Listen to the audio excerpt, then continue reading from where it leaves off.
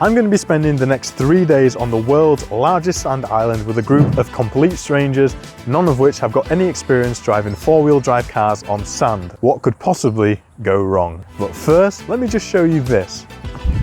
Are you seeing what I'm seeing? This place is absolutely unreal. This is called Carlo Samblo.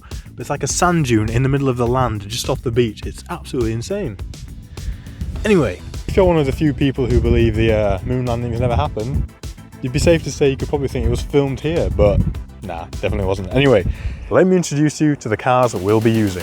We're going to be using Pippies four-wheel drive automatic Toyota Land Cruisers with many horsepowers. And yes, mine even has white tyre lettering. This is a great sign.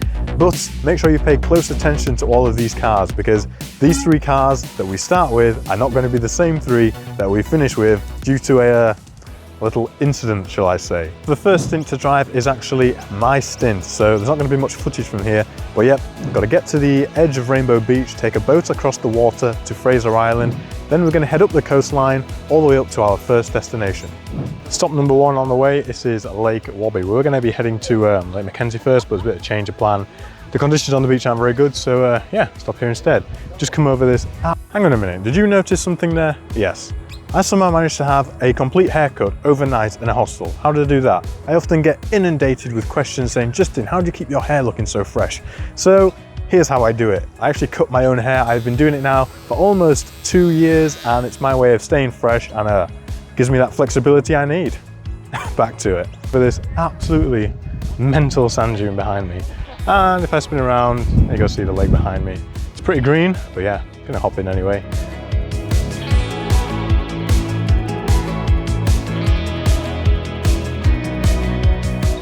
Come on now, tell me this green water doesn't look super inviting.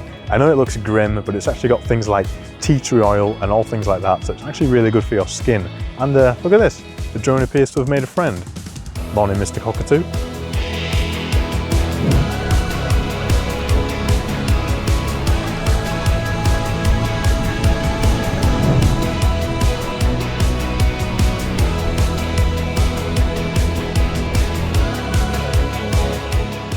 Okay, we've arrived at the camp, and you might be thinking, crikey Justin, there's a lot of sand there. And you know what, you would be right, because Fraser Island is actually the largest sand island in the whole world. And yeah, you think you love sand, but then when it's absolutely everywhere, it kind of becomes a little bit annoying. But yeah, just got to live with it. It gets in all the crevices, but we'll just wash it all away later and that'll all be good. But yeah, I'm not really sure if I'm supposed to still call it Fraser Island, because it has been renamed to Kagari, and Kagari means paradise. And the sand dunes around here are absolutely amazing, and I hope the wind here isn't messing up my audio too much. But yeah, this campsite should be pretty interesting. I've actually come on the Pippies tour, and they have, weirdly enough, they have a rave cave in the back, which is some weird kind of shack, but it's all fitted out with lights and everything, so maybe we'll pay that a visit a bit later on. But first of all, I need to wash off all this sand and have some food. Let's go.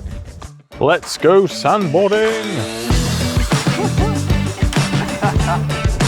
Yes, look, I know, I'm just so skillful. Others, maybe not so much.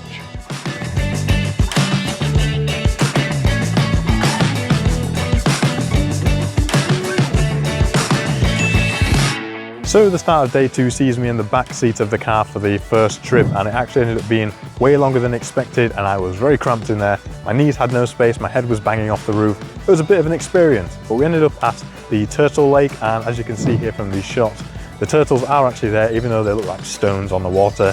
They are turtles. Then we moved from here onto Eli Creek. Arrival to Eli Creek wasn't actually the smoothest. 2 of the cars managed to get stuck, but it's nothing that the tour leader couldn't sort out with a little bit of right foot happiness.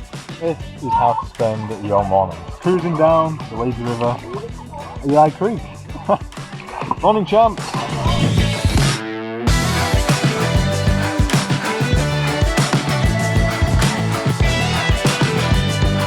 Leaving Eli Creek is when things went wrong for car number 3. Now on this section here where we go down into the water, they went too quickly, ended up smashing into the bottom and damaged the cooling system. The car was leaking water.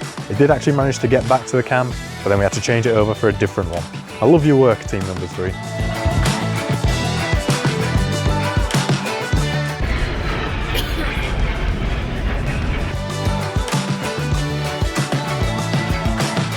Okay, so behind me now we can see the shipwreck of the Maheno, and it's been here for a very long time now. And something I find quite weird actually about visiting shipwrecks, it always seems to be like you come in to admire people's either misfortune or people's mess up. So kind of a bit odd in that sense, but something nice to look at, and some cool drone shots as well.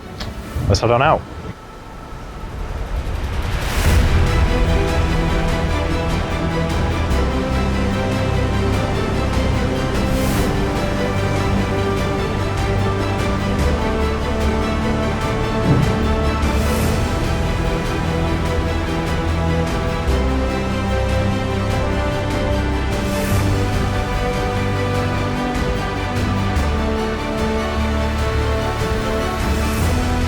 After visiting the shipwreck, it was time to head north to the Champagne Pools. Now it's my turn again to drive, and the drive there was nice and smooth, but on the way back the same can't be said. Making our way down to the Champagne Pools now. Just check out this. This beach is actually a highway. It's absolutely crazy. Have a look. As we drive around the island, we often come across these, which are the local dingoes. Now it's estimated there's anywhere between 7,000 and 10,000 of them living here on this island, and it's actually the best place in Australia to see these guys in the wild.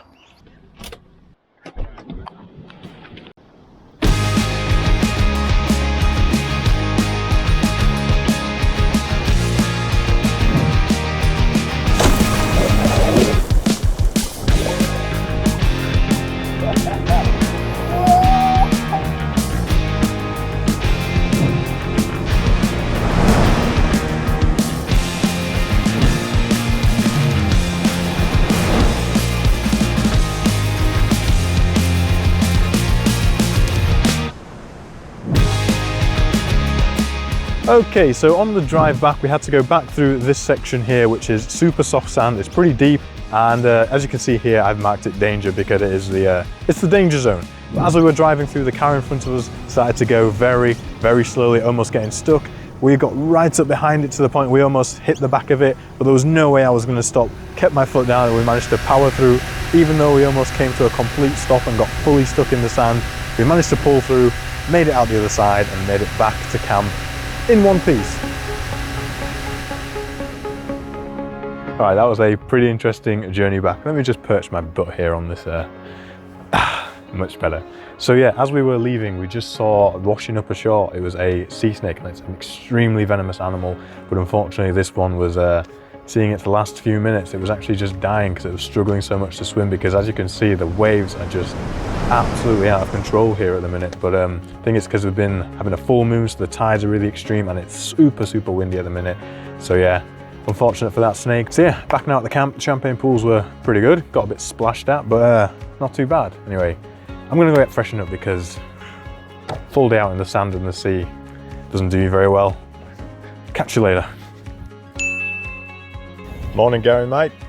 Here, third and final day here on this massive lump of sand that we call Fraser Island, or now Kagari. So we're going to head up to Lake McKenzie State, which is sort of the iconic bit on this island.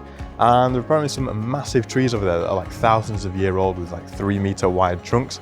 So that should be pretty cool to see. But yeah, time to leave camp. Let's go. Take it easy, mate.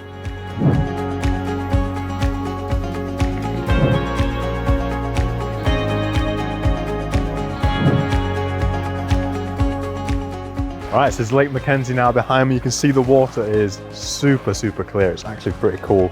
And it's so light for a bit, and then it just goes dark because it gets like, there's just a sheer drop off there, and it goes like 9 meters deep. So pretty cool spot. Can have a nice swim here, but yeah, really picturesque.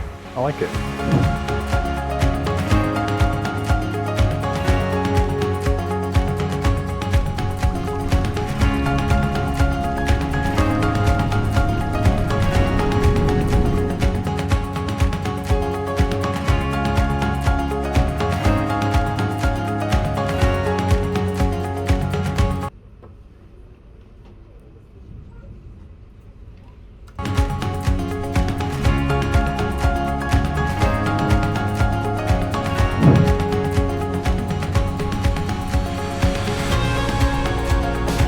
After visiting Lake McKenzie, we made a stop here at Central Station. Now this used to be the central point on the island in previous times gone by, and they used to have like logging camps here, so they would chop trees down, ship them out to the beaches and then across onto the mainland. And there's also a creek just nearby, which is a sacred site for the local Aboriginal people.